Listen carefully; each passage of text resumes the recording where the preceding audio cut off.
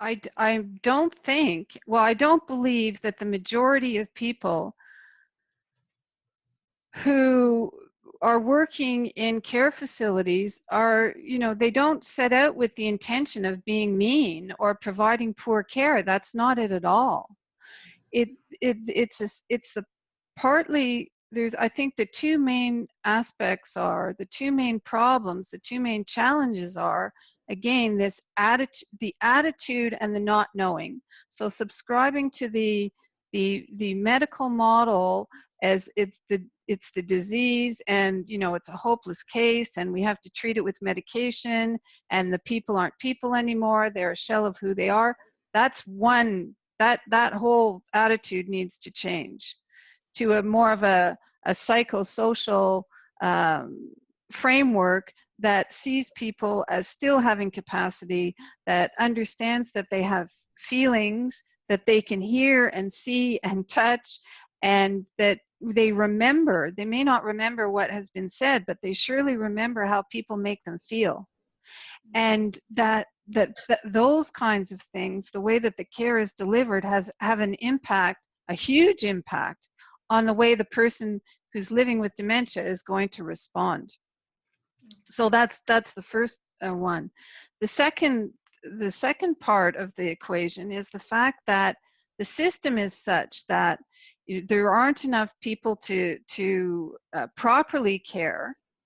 In the same way that I, as a family member caring for my mom with one other person, now you would think two people to care for one person would be sufficient, but it's not, because you need to have breaks. So in that same way, you need to have breaks, you need to have ongoing positive reinforcement around what you're doing, you need to have ongoing training in new techniques that which are coming out all the time, in how to properly engage with somebody who's living with Alzheimer, and you need to be re-energized. And the fact is that the system is such that there aren't enough people in most care homes. Usually the ratio is 1:8 or 1:10, or sometimes even higher than that. That those care workers simply cannot provide the kind of care that they would want to. It's a function of the way that the system is running. That's part of the reason why it's broken. However, I also believe that if you attack the attitude first, and your students can make a difference by swimming against the tide, if you will, and being role models for others when they go in to do either practicums, or if they choose this as a career, with the knowledge they have, they can be role models so that they create change and influence others. But I have to tell you, it is a very difficult road to hoe. It's not easy at all.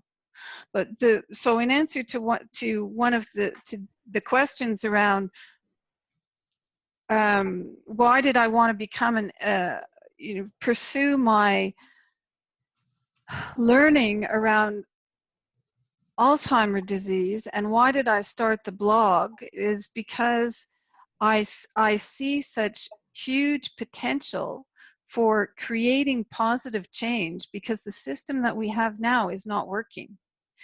And the way that we treat people who have the disease is also not working.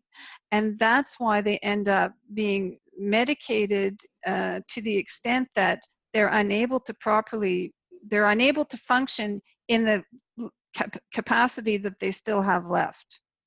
And that's a real tragedy.